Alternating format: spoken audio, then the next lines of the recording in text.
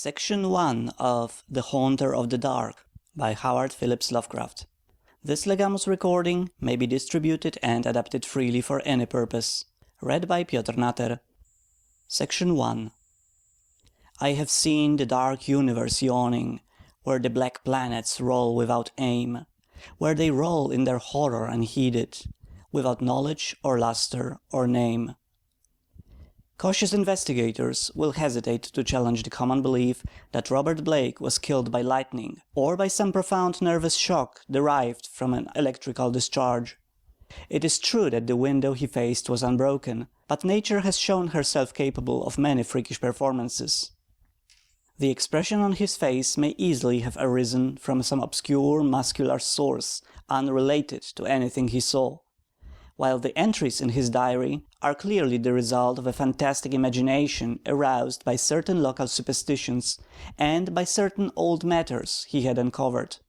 As for the anomalous conditions at the deserted church of Federal Hill, the shrewd analyst is not slow in attributing them to some charlatanry, conscious or unconscious, with at least some of which Blake was secretly connected.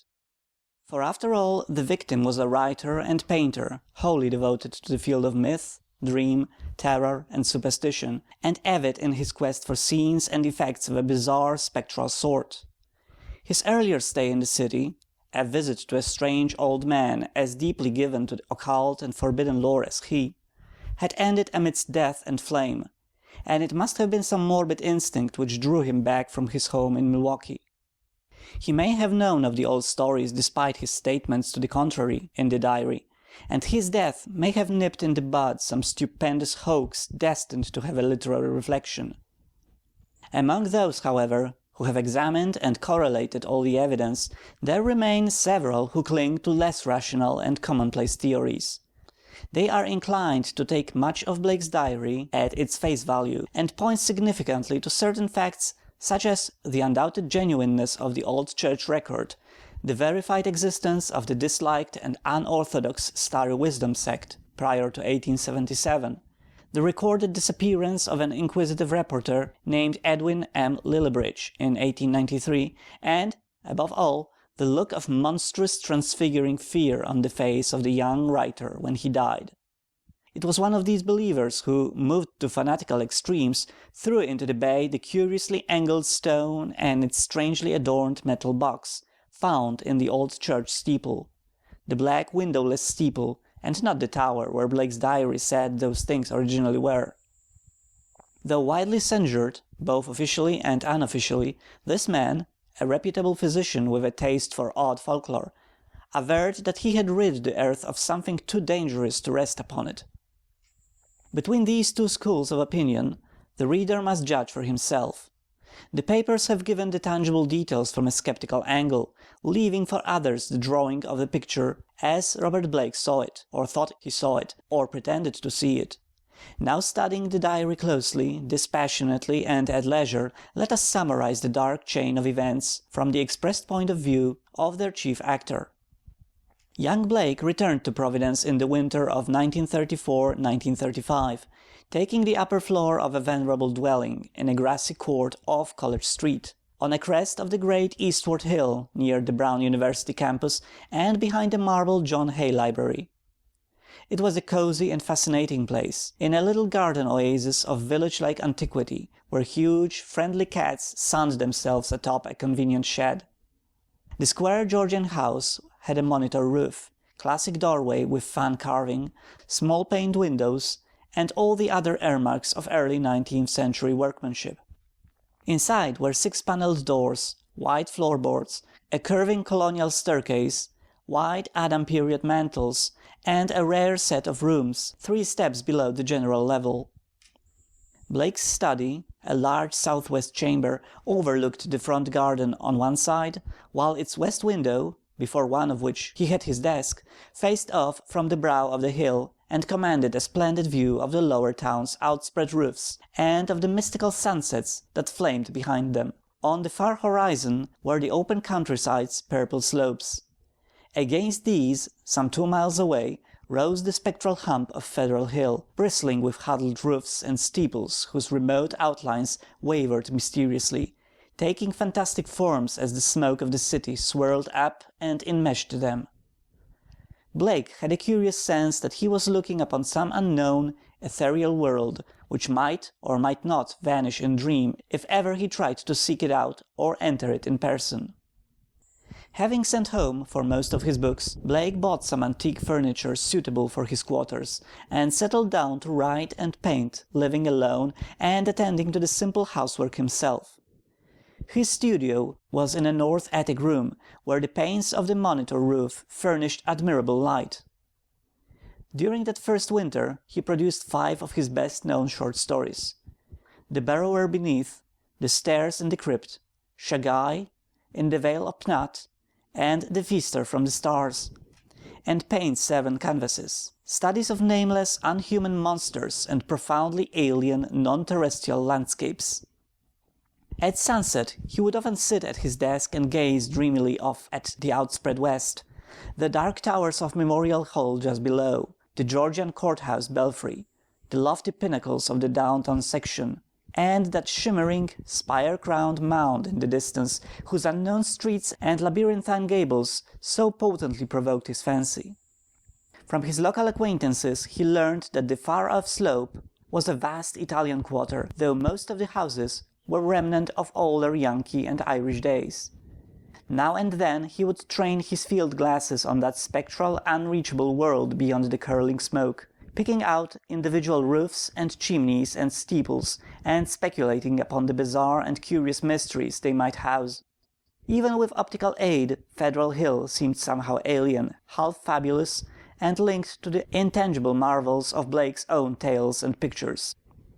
The feeling would persist long after the hill had faded into the violet, lamp-starred twilight, and the courthouse floodlights and the red Industrial Trust beacon had blazed up to make the night grotesque. Of all the distant objects on Federal Hill, a certain huge, dark church most fascinated Blake. It stood out with special distinctiveness at certain hours of the day, and at sunset the great tower and tapering steeple loomed blackly against the flaming sky. It seemed to rest on especially high ground, for the grimy facade and the obliquely seen north side, with sloping roof, and the tops of the great pointed windows, rose boldly above the tangle of surrounding ridgepoles and chimney-pots. Peculiarly grim and austere, it appeared to be built of stone, stained and weathered with the smoke and storms of a century and more. The style, so far as the glass could show, was that earliest experimental form of Gothic revival which preceded the stately Abjon period, and held over some of the outlines and proportions of the Georgian age. Perhaps it was reared around 1810 or 1815. As months passed, Blake watched this far-off, forbidding structure with the oddly mounting interest. Since the vast windows were never lighted, he knew that it must be vacant. The longer he watched, the more his imagination worked, till at length he began to fancy curious things. He believed that a vague, singular aura of desolation hovered over the place, so that even the pigeons and swallows shunned its smoky eaves. Around other towers and belfries his glass would reveal great flocks of birds, but here they never rested. At least that is what he thought and set down in his diary. He pointed the place out to several friends, but none of them had even been on Federal Hill or possessed the faintest notion of what the church was or had been. In the spring a deep restlessness gripped Blake. He had begun his long-planned novel, based on a supposed survival of the witch cult in Maine, but was strangely unable to make progress with it.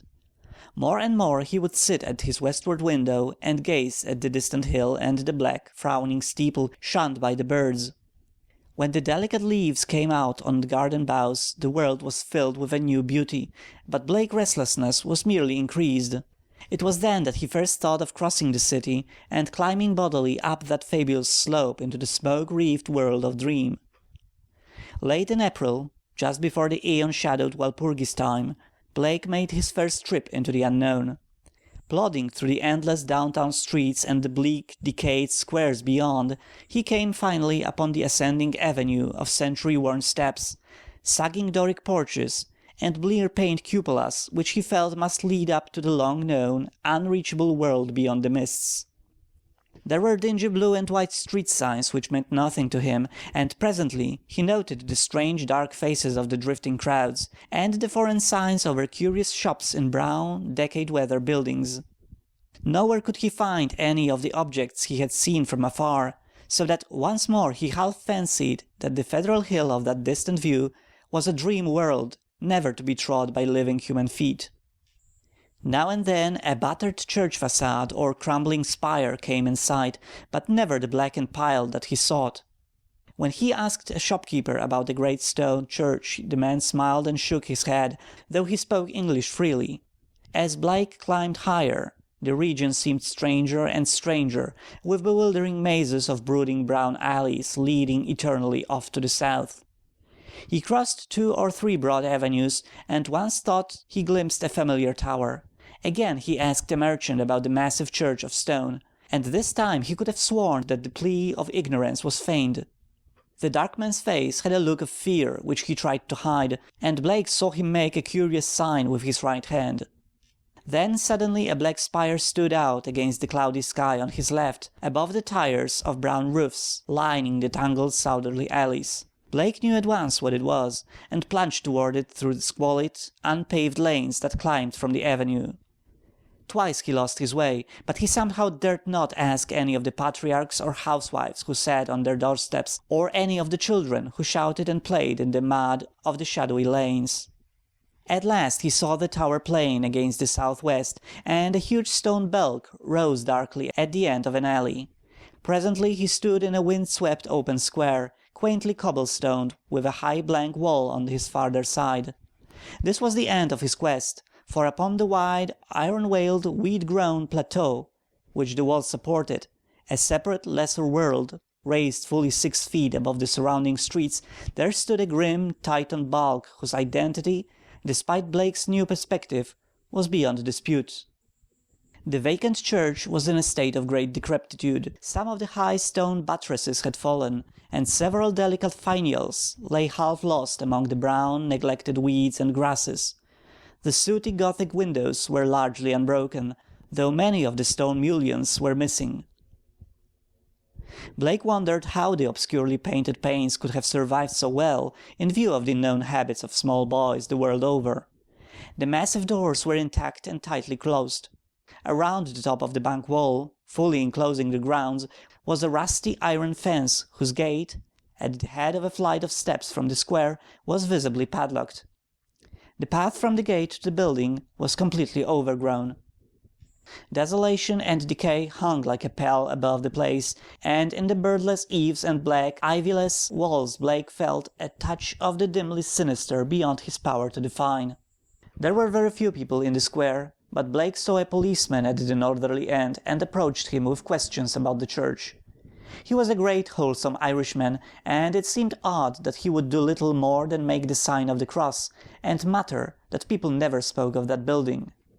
When Blake pressed him, he said very hurriedly that the Italian priest warned everybody against it, vowing that a monstrous evil had once dwelt there and left its mark. He himself had heard dark whispers of it from his father, who recalled certain sounds and rumors from his boyhood. There had been a bad sect there in the old days, an outlaw sect that called up awful things from some unknown gulf of night. It had taken a good priest to exorcise what had come, though there did be those who said that merely the light could do it. If Father O'Malley were alive, there would be many a thing he could tell, but now there was nothing to do but let it alone. It hurt nobody now, and those that owned it were dead or far away. They had run away like rats after the threatening talk in '77, when people began to mind the way folks vanished now and then in the neighborhood. Some day the city would step in and take the property for lack of heirs, but little good would come of anybody's touching it. Better it be left alone for the years to topple, lest things be stirred that ought to rest forever in their black abyss. After the policeman had gone, Blake stood staring at the sullen steepled pile. It excited him to find that the structure seemed so sinister to others as to him, and he wondered what grain of truth might lie behind the old tales the bluecoat had repeated.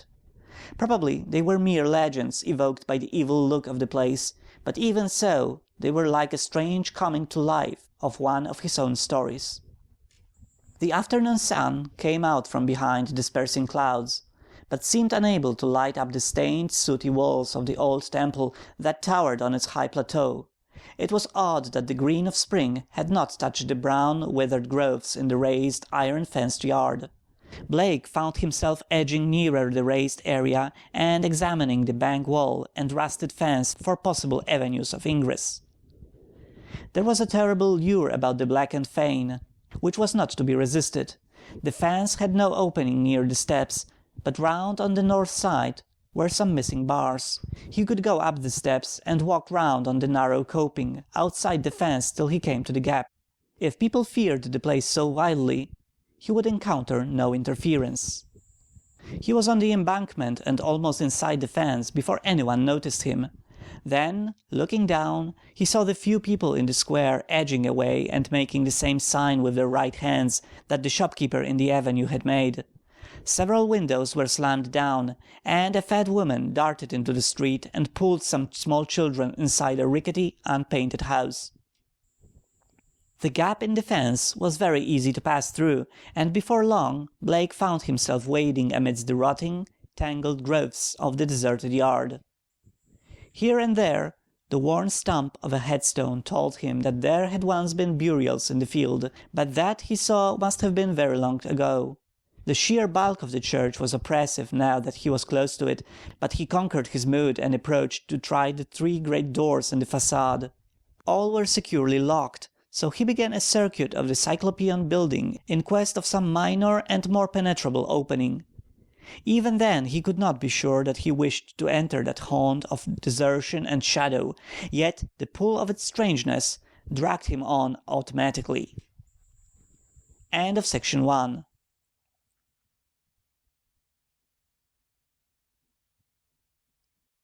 Section 2 of The Haunter of the Dark by Howard Phillips Lovecraft. This legamus recording may be distributed and adapted freely for any purpose. Read by Piotr Natter.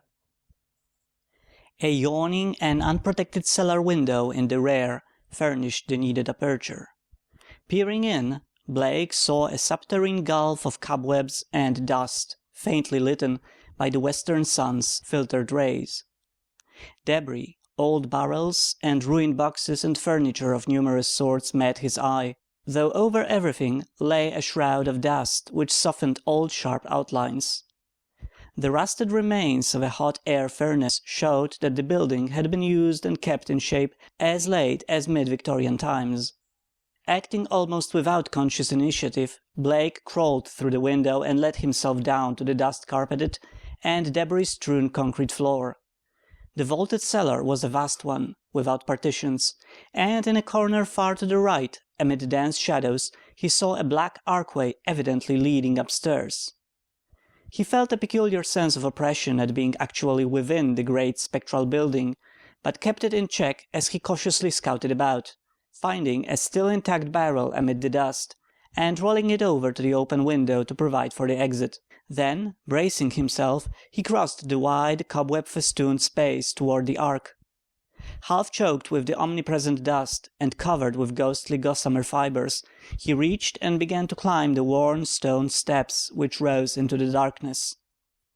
He had no light, but groped carefully with his hands. After a sharp turn, he felt a closed door ahead, and a little fumbling revealed its ancient latch. It opened inward, and beyond it he saw a dimly illumined corridor lined with worm-eaten paneling. Once on the ground floor, Blake began exploring in a rapid fashion. All the inner doors were unlocked, so that he freely passed from room to room. The colossal nave was an almost eldritch place, with its drifts and mountains of dust over box pews, altar, hourglass pulpit, and sounding board, and its titanic ropes of cobweb stretching among the pointed arcs of the gallery and entwining the clustered Gothic columns. Over all this hushed desolation played a hideous leaden light as the declining afternoon sun sent its rays through the strange, half-blackened panes of the great apsidal windows. The paintings on those windows were so obscured by soot that Blake could scarcely decipher what they had represented, but from the little he could make out he did not like them. The designs were largely conventional, and his knowledge of obscure symbolism told him much concerning some of the ancient patterns. The few saints depicted bore expressions distinctly open to criticism, while one of the windows seemed to show merely a dark space with spirals of curious luminosity scattered about in it. Turning away from the windows, Blake noticed that the cobwebbed cross above the altar was not of the ordinary kind, but resembled the primordial ankh, or crux ansata of shadowy Egypt. In a rare vestry room beside the apse, Blake found a rotting desk and ceiling-high shelves of mildewed, disintegrating books. Here for the first time he received a positive shock of objective horror, for the titles of those books told him much. They were the black, forbidden things which most sane people have never even heard of, or have heard of only in furtive, timorous whispers, the banned and dreaded repositories of equivocal secrets and immemorial formulae which have trickled down the stream of time from the days of men's youth, and the dim, fabulous days before man was. He had himself read many of them: a Latin version of the abhorrent Necronomicon, the sinister Liber Ivonis, the infamous Culte de Gaulle of Comte d'Arlet, the Unaussprachlichen Kulten of von Junz, and old Ludwig Prinz' hellish De Vermis Mysteris. But there were others he had known merely by reputation or not at all: the Pnakotic manuscripts, the Book of Dzyan, and a crumbling volume of wholly unidentifiable characters, yet with certain symbols and diagrams shudderingly recognizable to the occult student. Clearly the lingering local rumors had not lied. This place had once been the seat of an evil older than mankind and wider than the known universe. In the ruined desk was a small leather-bound record book filled with entries in some odd cryptographic medium. The manuscript writing consisted of the common traditional symbols used today in astronomy and anciently in alchemy, astrology, and other dubious arts: the devices of the sun, moon, planets, aspects, and zodiac signs, here massed in solid pages of text, with divisions and paragraphings suggesting that each symbol answered to some alphabetical letter. In the hope of later solving the cryptogram, Blake bore off this volume in his coat pocket. Many of the great tomes on the shelves fascinated him unutterably, and he felt tempted to borrow them at some later time. He wondered how they could have remained undisturbed so long. Was he the first to conquer the clutching, pervasive fear which had for nearly 60 years protected this deserted place from visitors? Having now thoroughly explored the ground floor, Blake ploughed again through the dust of the spectral nave to the front vestibule, where he had seen a door and staircase, presumably leading to the blackened tower and steeple, objects so long familiar to him at a distance. The ascent was a choking experience, for dust lay thick, while the spiders had done their worst in the constricted place. The staircase was a spiral with high, narrow wooden treads, and now and then Blake passed a clouded window, looking dizzily out over the city. Though he had seen no ropes below, he expected to find a bell or peal of bells in the tower whose narrow, louver-board lanced windows his field glass had studied so often. Here he was doomed to disappointment, for when he attained the top of the stairs, he found the tower chamber vacant of chimes, and clearly devoted to vastly different purposes. The room, about 15 feet square, was faintly lighted by 4 lancet windows, one on each side, which were glazed within their screening of decayed louver boards. These had been further fitted with tight, opaque screens, but the latter were now largely rotted away. In the center of the dust-laden floor rose a curiously angled stone pillar dome, 4 feet in height and 2 in average diameter, covered on each side with bizarre, crudely incised and wholly unrecognizable hieroglyphs. On this pillar rested a metal box of peculiarly asymmetrical form, its hinged lid thrown back, and its interior holding what looked beneath the decade-deep dust to be an egg-shaped or irregularly spherical object some 4 inches through. Around the pillar in a rough circle were 7 high-backed Gothic chairs, still largely intact, while behind them, ranging along the dark panelled walls, were 7 colossal images of crumbling, black-painted plaster, resembling more than anything else the cryptic carven megaliths of mysterious Easter islands. In one corner of the cobwebbed chamber A ladder was built into the wall, leading up to the closed trapdoor of the windowless steeple above. As Blake grew accustomed to the feeble light, he noticed odd bas-reliefs on the strange open box of yellowish metal. Approaching, he tried to clear the dust away with his hands and handkerchief, and saw that the figurines were of a monstrous and utterly alien kind, depicting entities which, though seemingly alive, resembled no known life form ever evolved on this planet. The 4-inch seeming sphere turned out to be a nearly black, red-striated polyhedron with many irregular flat surfaces, either a very remarkable crystal of some sort, or an artificial object of carved and highly polished mineral matter.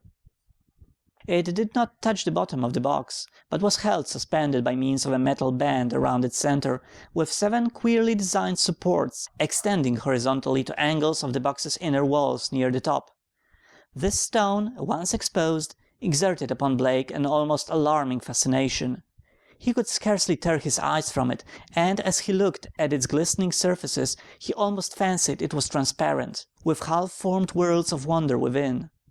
Into his mind floated pictures of alien orbs, with great stone towers, and other orbs with Titan mountains and no mark of life, and still remoter spaces where only a stirring and vague blackness told of the presence of consciousness and will.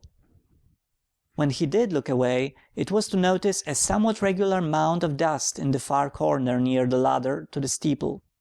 Just why it took his attention he could not tell, but something in its contours carried a message to his unconscious mind. Plowing toward it and brushing aside the hanging cobwebs as he went, he began to discern something grim about it. Hand and handkerchief soon revealed the truth, and Blake gasped with a baffling mixture of emotions. It was a human skeleton, and it must have been there for a very long time. The clothing was in shreds, but some buttons and fragments of cloth bespoke a man's grey suit. There were other bits of evidence: shoes, metal clasps, huge buttons for round cuffs, a stick-pin of bygone pattern, a reporter's badge with the name of the old Providence telegram, and a crumbling leather pocketbook. Blake examined the latter with care, finding within it several bills of antiquated issue, a celluloid advertising calendar from 1893, some cards with the name Edwin M. Lillibridge, and a paper covered with penciled memoranda. This paper held much of a puzzling nature, and Blake read it carefully at the dim westward window. Its disjointed text included such phrases as the following: Professor Enoch Bowen, home from Egypt, May 1844. Buys old Free Will Church in July. His archaeological work and studies in occult well known. Dr. Drown of 4th Baptist warns against Starry Wisdom in sermon 29 of December 1844. Congregation 97 by end of 45. 1846, 3 disappearances, first mention of shining trapezohedron. 7 disappearances, 1848, stories of blood sacrifice begin. Investigation 1853 comes to nothing, stories of sounds. Father O'Malley tells of devil worship with box found in great Egyptian ruins. Says they call up something that can't exist in light, flees a little light, and banished by strong light, then has to be summoned again. Probably got this from deathbed confession of Father X. Freeney, who had joined Starry Wisdom in '49. These people say the shining trapezohedron shows them heaven and other worlds, and that the Hunter of the Dark tells them secrets in some way. Story of Orrin B. Eddy, 1853. They call it up by gazing at the crystal, and have a secret language of their own. 200 or more in congregation, 1863, exclusive of men at front. Irish boys mob church in 1869 after Patrick Regan's disappearance. Veiled article in J, 14 March, 72, but people don't talk about it. 6 disappearances in 1876. Secret committee calls on Mayor Doyle. Action promised February 1877. Church closed in April. Gang, Federal Hill Boys, threaten doctor and vestryman in May. 181 persons leave city before the end of 77. Mention no names. Ghost stories began around 1880. Try to ascertain truth of report that no human being has entered church since 1877. ask Lanigan for photograph of place taken 1851. Restoring the paper to the pocketbook and placing the latter in his coat, Blake turned to look down at the skeleton in the dust. The implications of the notes were clear, and there could be no doubt but that this man had come to the deserted edifice 42 years before in quest of a newspaper sensation which no one else had been bold enough to attempt. Perhaps no one else had known of his plan, who could tell? But he had never returned to his paper. Had some bravely suppressed fear risen to overcome him and bring on sudden heart failure? Blake stooped over the gleaming bones and noted their peculiar state. Some of them were badly scattered, and a few seemed oddly dissolved at the ends. Others were strangely yellowed, with vague suggestions of charring. This charring extended to some of the fragments of clothing. The skull was in a very peculiar state, stained yellow, and with a charred aperture in the top, as if some powerful acid had eaten through the solid bone. What had happened to the skeleton during its 4 decades of silent entombment here, Blake could not imagine. Before he realized it, he was looking at the stone again, and letting its curious influence call up a nebulous pageantry in his mind. He saw processions of robed, hooded figures, whose outlines were not human, and looked on endless leagues of desert lined with carved, sky-reaching monoliths. He saw towers and walls in nighted depths under the sea, and vortices of space, where wisps of black mist floated before thin shimmerings of cold purple haze. And beyond all else, he glimpsed an infinite gulf of darkness, where solid and semi-solid forms were known only by their windy stirrings, and cloudy patterns of force seemed to superimpose order on chaos, and hold forth a key to all the paradoxes and arcana of the worlds we know. Then, all at once, the spell was broken by an access of gnawing, indeterminate panic fear. Blake choked and turned away from the stone, conscious of some formless alien presence close to him, and watching him with horrible intenseness. He felt entangled with something which was not in the stone, but which had looked through it at him, something which would ceaselessly follow him with a cognition that was not physical sight. Plainly the place was getting on his nerves, as well it might in view of his gruesome find. The light was waning, too, and since he had no illuminant with him, he knew he would have to be leaving soon. It was then, in the gathering twilight, that he thought he saw a faint trace of luminosity in the crazily angled stone. He had tried to look away from it, but some obscure compulsion drew his eyes back. Was there a subtle phosphorescence of radioactivity about the thing? What was it that the dead man's notes had said concerning a shining trapezohedron? What, anyway, was this abandoned lair of cosmic evil? What had been done here, and what might still be lurking in the bird-shunned windows? It seemed now as if an elusive touch of fetor had arisen somewhere close by, though its source was not apparent. Blake seized the cover of the long open box and snapped it down. It moved easily on its alien hinges, and closed completely over the unmistakably glowing stone.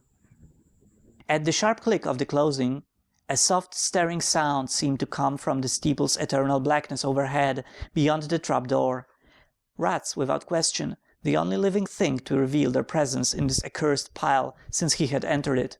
And yet that stirring in the steeple frightened him horribly, so that he plunged almost wildly down the spiral stairs, across the ghoulish nave, into the vaulted basement, out amidst the gathering dust of the deserted square, and down through the teeming, fear-haunted alleys and avenues of Federal Hill, towards the sane central streets and the home-like brick sidewalks of the college district. End of section 2.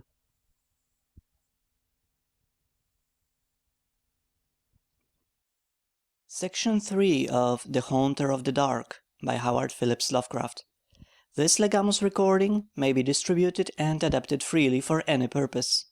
Read by Piotr Natter. During the days which followed, Blake told no one of his expedition. Instead, he read much in certain books, examined long years of newspaper files downtown, and worked feverishly at the cryptogram in that leather volume from the cobwebbed vestry room. The cipher, he soon saw, was no simple one, and after a long period of endeavor, he felt sure that the language could not be English, Latin, Greek, French, Spanish, Italian, or German. Evidently he would have to draw upon the deepest wells of his strange erudition. Every evening the old impulse to gaze westwards returned, and he saw the black steeple as of yore amongst the bristling roofs of a distant and half-fabulous world. But now it held a fresh note of terror for him. He knew the heritage of evil lore it masked, and, with the knowledge, his vision ran riot in queer new ways. The birds of spring were returning, and as he watched their sunset flights, he fancied they avoided the gaunt, lone spire as never before. When a flock of them approached it, he thought, they would wheel and scatter in panic confusion, and he could guess at the wild twitterings which failed to reach him across the intervening miles. It was in June that Blake's diary told of his victory over the cryptogram. The text was, he found, in the dark Aklo language used by certain cults of evil antiquity, and known to him in a halting way through previous researches. The diary is strangely reticent about what Blake deciphered, but he was patently awed and disconcerted by his results. There are references to a haunter of the dark awaked by gazing into the shining trapezohedron, and insane conjectures about the black gulfs of chaos from which it was called. The being is spoken of as holding all knowledge, and demanding monstrous sacrifices. Some of Blake's entries show fear lest the thing which he seemed to regard as summoned stalk abroad, though he adds that the streetlights form a bulwark which cannot be crossed. Of the shining trapezohedron he speaks often, calling it a window on all time and space, and tracing its history from the days it was fashioned on dark Yugot, before ever the old ones brought it to the earth. It was treasured and placed in its curious box by the crinoid things of Antarctica, salvaged from their ruins by the serpent men of Valusia, and peered at eons later in Lemuria by the first human beings. It crossed strange lands and stranger seas, and sank with Atlantis before a Minoan fisher meshed it in his net and sold it to swarthy merchants from nighted Kem. The pharaoh Nephren-Ka built around it a temple with a windowless crypt, and did that which caused his name to be stricken from all monuments and records. Then it slept in the ruins of that evil fane which the priests and the new pharaoh destroyed, till the delver's spade once more brought it forth to curse mankind. Early in July the newspapers oddly supplement Blake's entries, though in so brief and casual a way that only the diary has called general attention to their contribution. It appears that a new fear had been growing on Federal Hill since a stranger had entered the dreaded church. The Italians whispered of unaccustomed stirrings and bumpings and scrapings in the dark windowless steeple, and called on their priests to banish an entity which haunted their dreams. Something, they said, was constantly watching at the door to see if it were dark enough to venture forth. Press items mentioned the long-standing local superstitions, but failed to shed much light on the earlier background of the horror.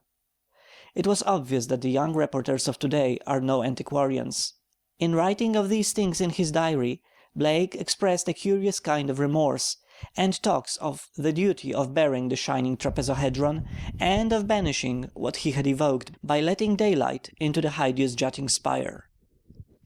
At the same time, however, he displays the dangerous extent of his fascination, and admits a morbid longing, pervading even his dreams, to visit the accursed tower and gaze again into the cosmic secrets of the glowing stone. Then something in the journal on the morning of July 17th threw the diarist into a veritable fever of horror. It was only a variant of the other half-humorous items about the Federal Hill restlessness, but to Blake it was somehow very terrible indeed. In the night a thunderstorm had put the city lightning system out of commission for a full hour, and in that black interval the Italians had nearly gone mad with fright. Those living near the dreaded church had sworn that the thing in the steeple had taken advantage of the street lamp's absence, and gone down into the body of the church, flopping and bumping around in a viscous, altogether dreadful way. Towards the last it had bumped up to the tower, where there were sounds of the shattering of glass. It could go wherever the darkness reached, but light would always send it fleeing. When the current blazed on again, there had been a shocking commotion in the tower, for even the feeble light trickling through the grime-blackened, louver-boarded windows was too much for the thing. it has bumped and slithered up into its tenebrous steeple just in time, for a long dose of light would have sent it back into the abyss whence the crazy stranger had called it. During the dark hour, praying crowds had clustered round the church in the rain with lighted candles and lamps somehow shielded with folded paper and umbrellas, a guard of light to save the city from the nightmare that stalks in darkness. Once, those nearest the church declared, the outer door had rattled hideously. But even this was not the worst. That evening, in the bulletin, Blake read of what the reporters had found. Aroused at last to the whimsical news value of the scare, a pair of them had defied the frantic crowds of Italians and crawled into the church through the cellar window, after trying the doors in vain. They found the dust of the vestibule and of the spectral nave ploughed up in a singular way, with pits of rotted cushions and satin pew linings scattered curiously around. There was a bad odour everywhere, and here and there were bits of yellow stain and patches of what looked like charring. Opening the door to the tower, and pausing a moment at the suspicion of a scraping sound above, they found the narrow spiral stairs wiped roughly clean.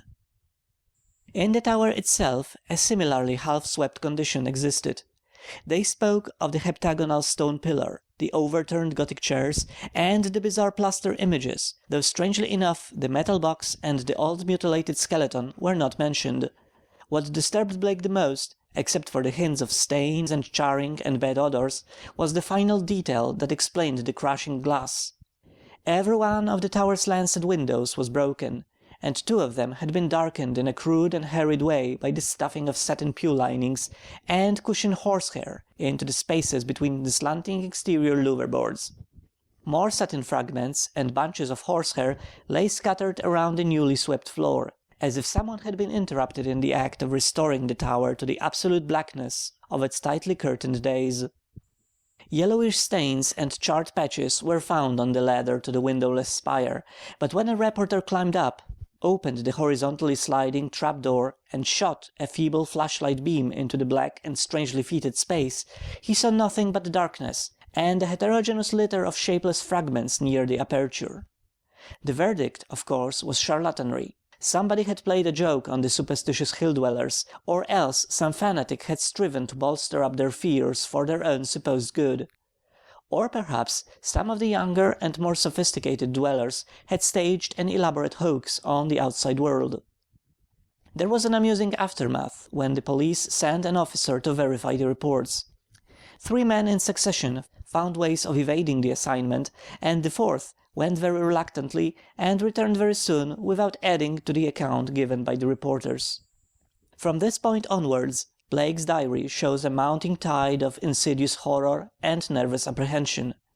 He upbraids himself for not doing something, and speculates wildly on the consequences of another electrical breakdown. It had been verified that on 3 occasions, during thunderstorms, he telephoned the electric light company in a frantic vein, and asked that desperate precautions against the lapse of power be taken. Now and then his entries show concern over the failure of the reporters to find the metal box and stone and the strangely marred old skeleton when they explored the shadowy tower room.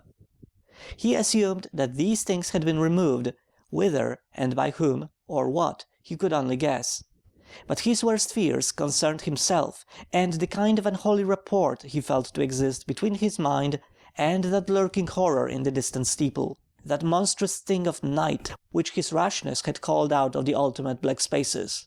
He seemed to feel a constant tugging at his will, and callers of that period remember how he would sit abstractedly at his desk and stare out of the west window at that far-off spire-bristling mound beyond the swirling smoke of the city. His entries dwell monotonously on certain terrible dreams, and of a strengthening of the unholy rapport in his sleep. There is mention of a night when he awakened to find himself fully dressed, outdoors, and headed automatically down College Hill towards the west. Again and again he dwells on the fact that the thing in the steeple knows where to find him. The week following July 30th is recalled as the time of Blake's partial breakdown. He did not dress, and ordered all his food by telephone. Visitors remarked the cords he kept near his bed, and he said that sleepwalking had forced him to bind his ankles every night with knots, which would probably hold or else waken him with the labor of untying. In his diary he told of the hideous experience which had brought the collapse. After retiring on the night of the 30th, he had suddenly found himself groping about in an almost black space. All he could see were short, faint, horizontal streaks of bluish light, but he could smell an overpowering fetor and hear a curious jumble of soft, furtive sounds above him. Whenever he moved, he stumbled over something, and at each noise there would come a sort of answering sound from above, a vague stirring, mixed with the cautious sliding of wood on wood.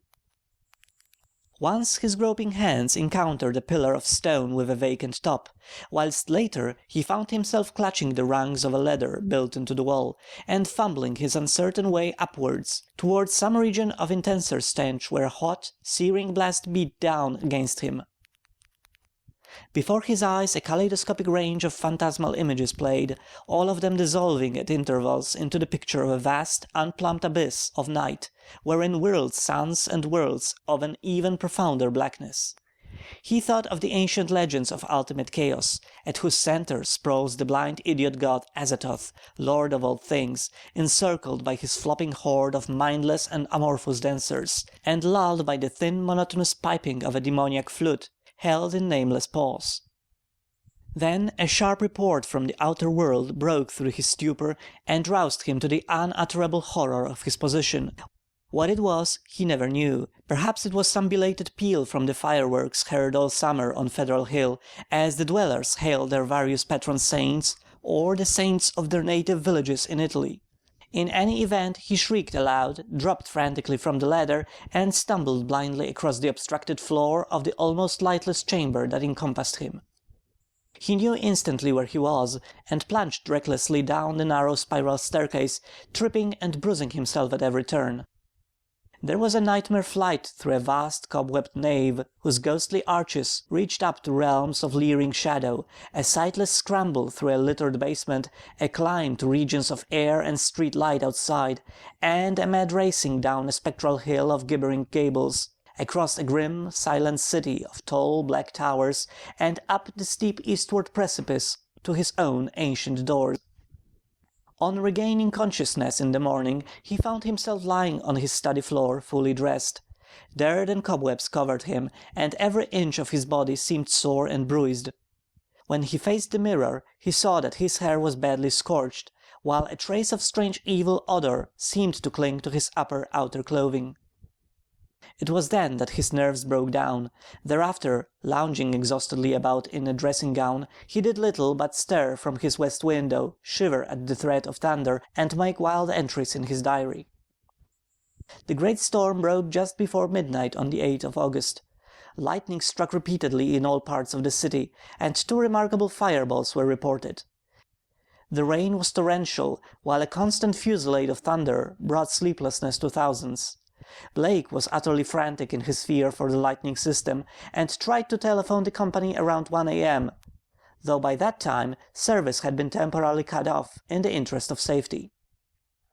He recorded everything in his diary, the large, nervous, and often undecipherable hieroglyphs, telling their own story of growing frenzy and despair, and of entries scrawled blindly in the dark.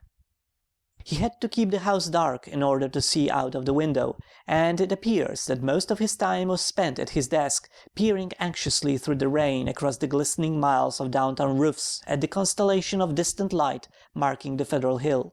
Now and then he would fumblingly make an entry in his diary, so that detached phrases such as "the light must not go," "it knows where I am," "I must destroy it," and "it is calling to me, but perhaps it means no injury this time," are found scattered down 2 of the pages. Then the lights went out all over the city. It happened at 2:12 a.m., according to powerhouse records, but Blake's diary gives no indication of the time. The entry is merely "lights out, God help me." On Federal Hill there were watchers as anxious as he, and rain-soaked knots of men paraded the square and alleys around the evil church with umbrella-shaded candles, electric flashlights, oil lanterns, crucifixes, and obscure charms of the many sorts common to southern Italy. They blessed each flash of lightning, and made cryptical signs of fear with their right hands when a turn in the storm caused the flashes to lessen and finally to cease altogether. A rising wind blew out most of the candles, so that the scene grew threatening dark. Someone roused Father Merluzzo of Spirito Santo Church, and he hastened to the dismal square to pronounce whatever helpful syllables he could. Of the restless and curious sounds in the blackened tower there could be no doubt whatever. For what happened at 2:35 we have the testimony of the priest, a young, intelligent, and well-educated person, of patrolman William J. Monahan of the Central Station, an officer of the highest reliability who had paused at that part of his beat to inspect the crowd, and of most of the 78 men who had gathered around the church's high black wall, especially those in the square where the eastward facade was visible. Of course, there was nothing which can be proved as being outside the order of nature. The possible causes of such an event are many. No one can speak with certainty of the obscure chemical processes arising in the vast, ancient, ill-aired, and long-deserted building of heterogeneous contents. Mephitic vapors, spontaneous combustion, pressure of gases born of long decay, any one of numberless phenomena might be responsible. And then, of course, the factor of conscious charlatanry can by no means be excluded. The thing was really quite simple in itself, and covered less than 3 minutes of actual time. Father Merluzzo, always a precise man, looked at his watch repeatedly. It started with a definite swelling of the dull, fumbling sound inside the black tower. There had for some time been a vague exhalation of strange evil odours from the church, and this had now become emphatic and offensive. Then at last there was a sound of splintering wood, and a large, heavy object crashed down in the yard beneath the frowning easterly facade. The tower was invisible now that the candles would not burn, but as the object neared the ground, the people knew that it was the smoke-grimed louver boarding of that tower's east window. Immediately afterwards, an utterly unbearable fetor welled forth from the unseen heights, choking and sickening the trembling watchers, and almost prostrating those in the square. At the same time the air trembled with a vibration as of flapping wings, and a sudden east-blowing wind, more violent than any previous blast, snatched off the hats and wrenched the dripping umbrellas from the crowd. Nothing definite could be seen in the candleless night, though some upward-looking spectators thought they glimpsed a great spreading blur of denser blackness against the inky sky, something like a formless cloud of smoke that shot with meteor-like speed toward the east. That was all. The watchers were half numbed with fright, awe, and discomfort, and scarcely knew what to do, or whether to do anything at all. Not knowing what had happened, they did not relax their vigil, and a moment later they sent up a prayer as a sharp flash of belated lightning, followed by an ear-splitting crash of sound, rent the flooded heavens. Half an hour later the rain stopped, and in 15 minutes more the street lights sprang on again, sending the weary, bedraggled watchers relievedly back to their homes. The next day's papers gave these matters minor mention in connection with the general storm reports. It seems that the great lightning flash and the deafening explosion which followed the Federal Hill occurrence were even more tremendous farther east, where a burst of the singular fetor was likewise noticed. The phenomenon was most marked over College Hill, where the crash awakened all the sleeping inhabitants and led to a bewildered round of speculations. Of those who were already awake, only a few saw the anomalous blaze of light near the top of the hill, or noticed the inexplicable upward rush of air which almost stripped the leaves from the trees and blasted the plants in the garden. It was agreed that the lone, sudden lightning bolt must have struck somewhere in this neighborhood, though no trace of its striking could afterwards be found. A youth in the Tau Omega fraternity house thought he saw a grotesque and hideous mass of smoke in the air just as the preliminary flash burst, but his observation has not been verified. All of the few observers, however, agree as to the violent gust from the west, and the flood of intolerable stench which preceded the belighted stroke, whilst evidence concerning the momentary burnt odour after the stroke is equally general. These points were discussed very carefully because of their probable connection with the death of Robert Blake. Students in the Psi Delta house, whose upper rear windows looked into Blake's study, noticed the blurred white face at the westward window on the morning of the 9th, and wondered what was wrong with the expression. When they saw the same face in the same position that evening, they felt worried, and watched for the lights to come up in his apartment. Later they rang the bell of the darkened flat, and finally had a policeman force the door. The rigid body sat bolt upright at the desk by the window, and when the intruders saw the glassy, bulging eyes and the marks of stark, convulsive fright on the twisted features, they turned away in sickened dismay. Shortly afterwards the coroner's physician made an examination, and despite the unbroken window, reported electrical shock or nervous tension induced by electrical discharge as the cause of death. The hideous expression he ignored altogether, deeming it a not improbable result of the profound shock as experienced by a person of such abnormal imagination and unbalanced emotions. He deduced these latter qualities from the books, paintings, and manuscripts found in the apartment, and from the blindly scrawled entries in the diary on the desk. Blake had prolonged his frenzied jottings to the last, and the broken pointed pencil was found clutched in his spasmodically contracted right hand. The entries after the failure of the lights were highly disjointed and legible only in part. From them certain investigators have drawn conclusions differing greatly from the materialistic official verdict, but such speculations have little chance for belief among the conservative. The case of these imaginative theorists has not been helped by the action of the superstitious Dr. Dexter, who threw the curious box and angled stone, an object certainly self-luminous as seen in the black windowless steeple where it was found, into the deepest channel of Narragansett Bay.